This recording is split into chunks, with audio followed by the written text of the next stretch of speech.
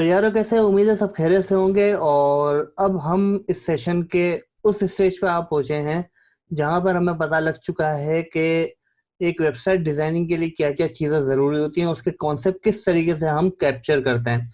यानी कि हम अपने माइंड के अंदर किन चीजों को बार बार दोहराते हैं जिससे हमें जो है एक अच्छी वेबसाइट बनाने के कॉन्सेप्ट मिलते हैं। जैसा कि मैंने आपको बताया था कि आप Behance पे चले जाओ, Pinterest पे चले जाओ, वहां पे जाकर रेफरेंसेस देखो, वहां से आप ऑब्जर्वेशन करो कि ये चीजें किस तरीके से डिजाइन हुई हुई हैं और इसके बाद उसको अपने डिजाइन के अंदर एग्जीक्यूट करने की कोशिश करो।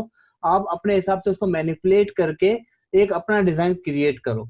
तो आज जो है मैं इस टॉपिक पे बात करने जा रहा हूँ। जब हमें पता चल चुका है कि ग्रिड स्टाइल को किस तरीके से हमें यूज करना है, हमें कौन से शेप्स लेने हैं, कौन कौन से टूल यूज करने हैं, लेयर सिस्टम को किस तरीके से यूज करना है और एक प्रॉपर वेबसाइट को बनाना है, तो आज मैं आपको बताने जा रहा हूँ हाउ टू डिजाइन, बल्कि यूं कहेंगे how to start design with Y frame. कि सबसे पहले एक वाई फ्रेम जब बनाते हैं ना, तो उसके लिए क्या चीजें रिक्वायरमेंट होती हैं और कैसे एक वाई फ्रेम को हम अपने डिजाइन के अंदर उतारते हैं। तो आज एक बेसिक वाई फ्रेम मैं बनाने के लिए जा रहा हूं, जो कि जिसको हम आगे अगले सेशन के अंदर जाके एक प्रॉपर लुक देंगे। यानी कि वाई फ्रेम से मुराद ये है कि मैं टोटल चीजें बना लूंगा, उसका हेडर बना लूंगा, स्लाइडर बना लूंगा, फिर इसके बाद उसके गैलरी सेक्शंस बना लूंगा, टेस्टिमोनियल का एरिया बना लूंगा, फुटर बना लूंगा, उसके अंदर डमी टेक्स्ट भी अप्लाई कर दूंगा। सही है, बस सिर्फ उसको रिप्लेस करना पड़ेगा ओरिजिनल कंटेंट से। तो आइए शुरू करते हैं। तो फोटोशॉप मैंने ऑन कर लिया है और मैं एक काम करता हूँ, मैं दोबारा से जाके अपनी जो ग्रिड जो मैंने कल शेयर की थी आप लोगों के साथ, मैं दोबारा उस ग्रिड को खोल लेता हूँ और मैं साइज चेक कर लेता हूँ। 1920 सही है। मैं एक काम करता हूँ, ये बीच के जो ग्रिड की जो सपोर्टर्स है उसको मैं बंद कर देता हूँ और बैकग्राउंड स्क्रीन को भी बंद कर देता हूँ और ये भी बंद कर देता हूँ। या फिर मैं चाहूँ तो इनको डिलीट भी कर सकता हूँ, it's all up to you. अगर आप रखना चाहो, भाई को याद रखना चाहो तो रख लीजिएगा, वरना डिलीट कर देना, कोई मसला नहीं। प्रैक्टिस के लिए अगर क्लाइंट को दे रहे हो तो डिलीट कर देना, वरना मसला हो जाएगा। तो एक काम करता हूँ, मैं ले लेता हूँ 4000 और अब जो है मैं इसके ऊपर डिजाइन करना शुरू करूंगा वाई फ्रेम। तो बात यह है कि अगर मैं आपको पूरा बताने जाऊंगा तो ये बड़ा लंबा प्रोसेस हो जाएगा। मैं वीडियो को कर रहा हूँ फास्ट फॉरवर्ड, आप देख लीजिएगा, आपको आइडिया हो जाएगा। अगर कोई चीज समझ में नहीं आती तो आप मुझसे पूछ सकते हैं कमेंट सेक्शन के अंदर। तो आइए शुरू करते हैं।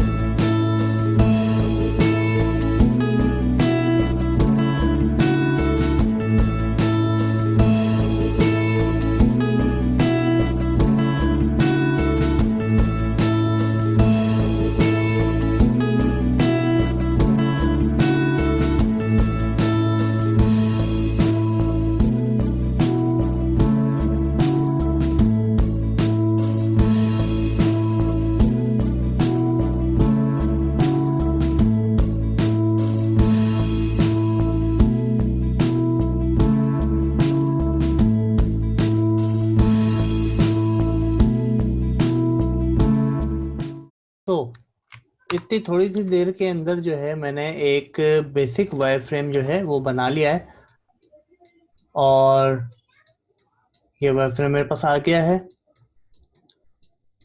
अब ये साइड जो है वो किसी भी चीज की हो सकती है, कलर मैं बाद में डिसाइड करूंगा, लोगो प्लेसमेंट कंटेंट वगैरह क्या आना है वो मैं बाद में डिसाइड करूंगा। तो सबसे ज्यादा जो चीज जरूरी है ना जानने के लिए वो ये है कि आपको पता होना चाहिए कि वाई फ्रेम जो मेरे पास डिजाइन होने के लिए आया है या मेरे पास जो वेबसाइट बनने के लिए आई है उसका वाई फ्रेम जो है स्टार्ट कहाँ से होना है और एंड कहाँ पे होना है। और डिस्क्रिप्शन के अंदर मेंशन होता है कि मेरे कॉम्पिटिटर वेबसाइट्स ये हैं, या ये डिस्क्रिप्शन के अंदर मेंशन होता है कि मेरी जो सर्विसेज है वो ये हैं। उस सर्विसेज को, उन पोर्टफोलियोज को, उन गैलरी आइटम्स को, उन जो आपकी वेबसाइट की जो खुसूसियात हैं उनको, यानी खुसूसियात से मुराद ये है कि उसके अंदर आपको पता होता है कि डिस्क्रिप्शन के अंदर एक एक चीज मेंशन होती है कि टैक्स एरिया कौन सा है, बॉडी कॉपी कौन सी है, गैलरी आएगी नहीं आएगी, सर्विसेज आएंगी नहीं आएंगी, टेस्टिमोनियल आएगा नहीं आएगा, ये सारी चीजें मेंशन होती है। तो ये एक बेसिक वेबसाइट का मैंने एक टेम्पलेट जो है बनाया है। अब जो है नेक्स्ट सेशन के अंदर जो है मैं इसको फिलअप करूंगा, यानी कि इसी वायरफ्रेम के अंदर रहते हुए मैं इसके अंदर जो है इमेजेस इंक्लूड करूंगा, टेक्स्ट इंक्लूड करूंगा, मैं इसके अंदर कलर थीम चेंज करूंगा, फिर इसको एक फाइनल टचअप देके ये फाइनल वेबसाइट करूंगा। यानी कि अगर आप देखें तो जो वेबसाइट मैंने, जो वायरफ्रेम मैंने डिजाइन किया है वो, यानी कि इतना कोई, मैं समझता हूँ कि ये नहीं कहूंगा कि बहुत ही कोई एक्स्ट्रा ऑर्डिनरी डिजाइन हो गया है। उसकी वजह ये वायरफ्रेम मैंने बस चंद मिनटों के अंदर डिजाइन किया है। जब आप प्रॉपर काम करने के लिए बैठते हो तो पहले रिसर्च होती है प्रॉपर, और रिसर्च करने के बाद आप फाइनली इस चीज के ऊपर जाते हो कि मुझे क्या चीजें किस तरीके से प्रेजेंट करनी है। तो ये मैंने बेसिक डिजाइन कर लिया है। अब मैं इसको जो है इसके फॉर्म की फील्ड्स भरूंगा, मैं इसको प्रॉपर एक फाइनल टच दूंगा। नेक्स्ट सेशन के अंदर मैं इसको प्रॉपर फाइनल टच दूंगा। नए हो सब्सक्राइब करो, लाइक करो, कमेंट्स करो, सजेशन दो, जो चीजें भी आपको मुझसे पूछनी है आप मुझसे पूछते जाओ। और जो है मैं, यानी कि एज सुन एज पॉसिबल मेरे से जिस तरीके से होगा मैं आपके साथ अपने एक्सपीरियंस को शेयर करता रहूंगा। और अब जो है मेरा इरादा ये है कि ये वेबसाइट जब कंप्लीट हो जाएगी, जब इसका प्रॉपर एक लुक दे दिया जाएगा, तो हम स्विच करेंगे फिग्मा के ऊपर, क्योंकि मार्केट जो है, यानी इंडस्ट्री जो है हमारी, वो स्विच हो गई है काफी नए सॉफ्टवेयर के ऊपर। फोटोशॉप पे आप काम करते हैं, अभी भी करते हैं, मैं भी करता हूँ, लेकिन वो सॉफ्टवेयर ऐसे हैं कि उसके अंदर आपको काफी और सहूलतें मिल जाती हैं।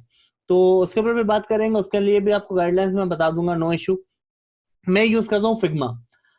मार्केट कॉम्पिटिटिव सॉफ्टवेयर है, मार्केट इंडस्ट्री की रिक्वायरमेंट के मुताबिक है। उसके अंदर बहुत सारे और सॉफ्टवेयर के साथ चलते हैं, एक्सडी चलता है, स्केच चलता है, इनविजन है, बहुत सारे और सॉफ्टवेयर आ गए हैं। सही है।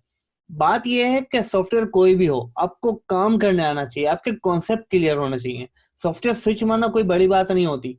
उसकी वजह बताता हूँ आपको। देखें, शेप टूल आपको हर सॉफ्टवेयर में मिलेगा, इलस्ट्रेटर में मिलेगा, आपको फोटोशॉप में भी मिलेगा, एक्सडी में भी मिलेगा, फिग्मा में भी मिलेगा, स्केच में भी मिलेगा। पेन टूल आपको सब में मिलेगा, आपको मास्किंग के तरीके सब में मिलेंगे, आपको बुलियन सब में मिलेगा, इसके बाद आपको टेक्स्ट सब में मिलेगा, कलर सब में मिलेगा। आपके बस कॉन्सेप्ट क्लियर होना चाहिए कि आपने करना क्या है, आपने बनाना क्या है। बनेगा कैसे, वो आपके दिमाग के अंदर है, आपके हाथों में वो स्किल आ चुकी है, आपके दिमाग में वो स्किल आ चुकी है। जब पहली मरतबा आपने बाइक चलाना सीखी होगी, सही है, तो पहली मरतबा भाई आप स्टार्ट करके नहीं निकल गए होंगे, पहली मरतबा में आपने तरीके से, यानी कि झटके में कई मरतबा बंद की होगी, आप कहीं घुसे भी होंगे, कहीं एक्सीडेंट भी हुआ होगा। तो बात ये है, इसी तरीके से आज जो है अगर आपको चलाते हुए 2 साल भी हो गए या साल भी हो गया, 6 महीने हो गए, सही है, तो आपको पता है कि भाई मेरे सीधे हाथ में एक्सेलेटर है, सही है, क्लच है, क्लच को दबा के गियर मारूंगा तो गाड़ी सही तरीके, लेकिन अगर क्लच छोड़ के मारूंगा तो गाड़ी उड़ जाएगी। तो ये एक मिसाल है, यानी कि अंडरस्टैंड करने के लिए कि कोई भी चीज आपको डे वन, यानी कि आप चीते नहीं हो जाते, लेकिन जब आपको बाइक चलाने आ जाती है तो आपको 70 सीसी देती है, 125 देती है, 200 देती है, सबकी फंक्शनैलिटी एक जैसी है। हैवी बाइक की बात नहीं करूंगा क्योंकि हैवी बाइक की फंक्शनैलिटी थोड़ी सी अलग होती है, उसका हार्डवेयर थोड़ा सा अलग होता है, उसकी ग्रिप थोड़ी सी अलग होती है, टाइम लगता है, लेकिन फिर भी बंदा चला लेता है। It's not a big deal. सही है ना, जब चीज आती है तो बंदा चलाना सीख ही जाता है। तो बात यह है कि जब आप चीजों पे काम करोगे, जब आपका एक्सपीरियंस होगा, जब आपकी स्किल्स उसके अंदर इम्प्रूव होगी, तो कोई टेंशन वाली बात नहीं है। तो अगेन दुआओं में याद रखो, और नेक्स्ट सेशन के अंदर मिलते हैं। नए हो सब्सक्राइब करो, लाइक करो, कमेंट करो, सजेशन दो। अगेन वापस बोलना पड़ रहा है। मिलते हैं नेक्स्ट सेशन के अंदर। अल्लाह हाफिज।